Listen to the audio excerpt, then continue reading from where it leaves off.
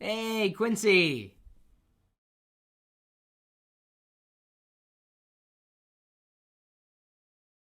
As a teenager, I seem to remember a moment in a grocery store.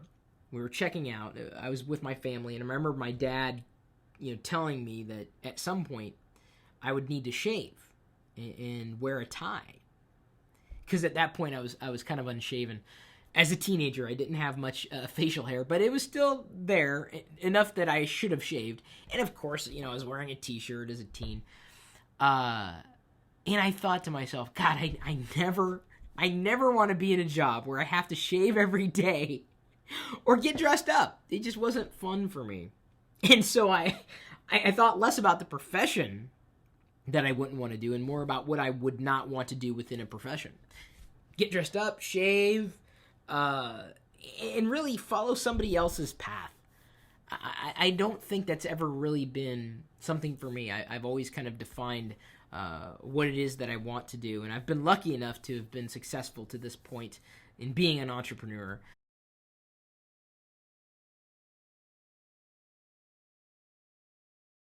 Thank you. I didn't realize I lived an exciting life, but I guess it's been a lot of work to live an exciting life. I would hope to continue to just live my life and be happy. And to me, that's more important. Being happy, that's everything. Because if I couldn't be happy, if I couldn't live with myself, so to speak, at the end of the day, I would want to do something differently. And I hope I never have to do something differently or be someone who I'm not to find that happiness. Because I don't think it's possible. I don't think you could not be yourself and find happiness. If you aren't you, how are you being happy? How are you anywhere near happiness? How are you anywhere close to being satisfied with your life or what it is that you're doing or where you are and what are you going to do to change that? So it may seem that I've led an exciting life. I just believe that I've led a life and I've led it the best that I could have, at least at this point, and I hope to continue to do that.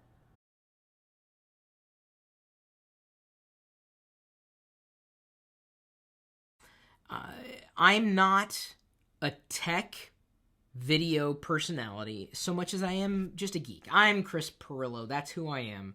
I enjoy Star Wars. I enjoy Lego bricks. I enjoy geeking out over geek lifestyle stuff.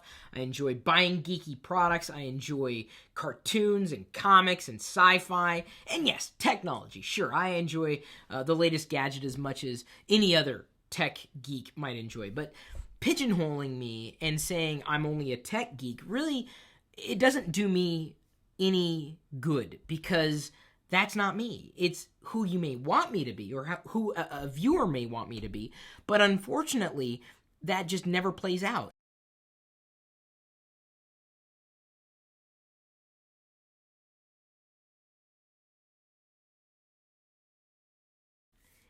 Even as I publish daily vlogs online, showcasing my personal life and revealing things that otherwise would never be revealed in a very interpersonal capacity, I never do that because I'm expecting or wanting or welcoming judgment from a viewer. I do it because I want to share my story. I want it to live on after I've shuffled off this mortal coil.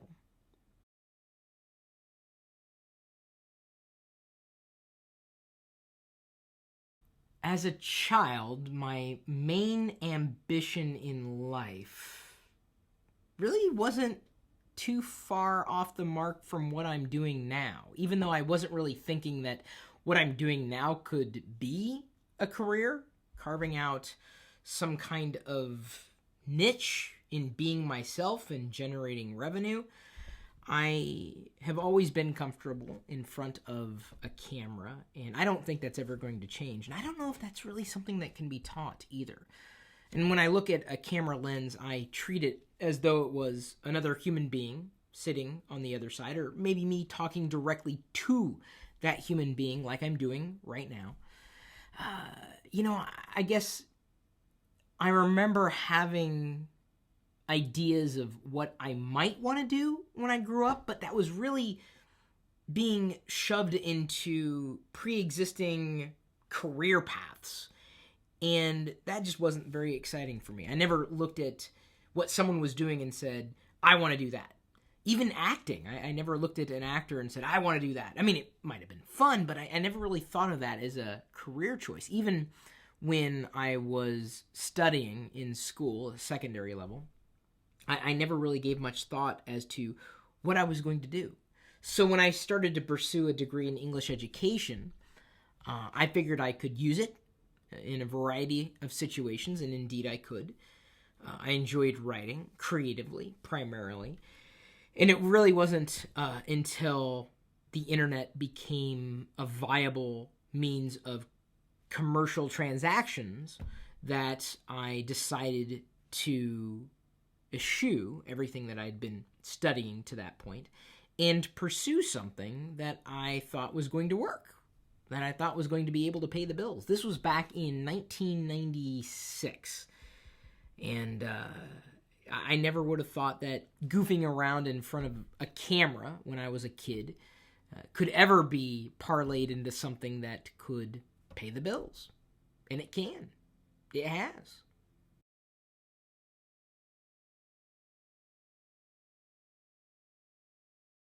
If I was in charge of YouTube, I would do a lot of things differently.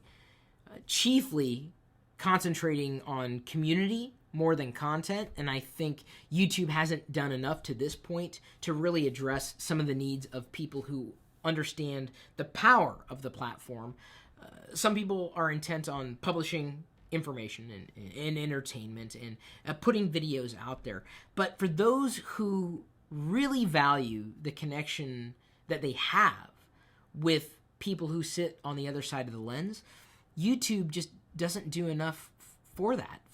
They don't do anything to foster that connection, to enhance that connection, to bolster any type of engagement that a publisher might have with someone who's viewing outside of their circles, someone who's welcome into a community and realizing that they're not the only person who thinks or feels a certain way inside the universe. Not everybody uses YouTube the same way, though. That's the thing to keep in mind.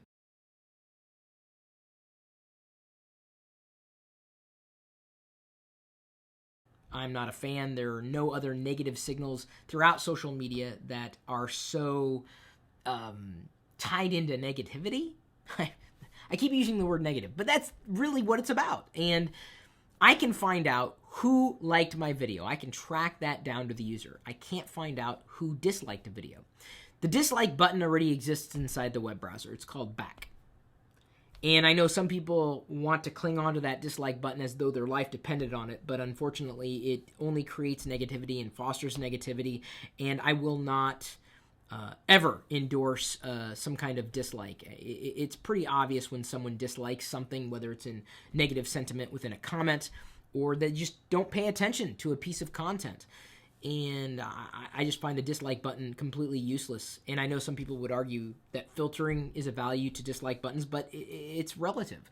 I know liking is relative as well, but liking is not negative. It's positive. And disliking is negative. What are you disliking? You're disliking the video production, the audio quality, the personality, the information being delivered. What? And it's unfortunately something that only stirs up negative emotions and negative feelings and negative consequences. So I really would hope that at some point in the future, the discussion of YouTube having a dislike button would be benign.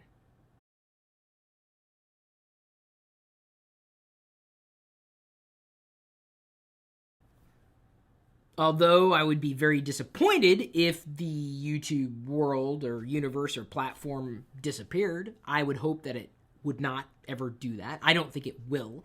I think it has enough cultural staying power to survive for quite a while.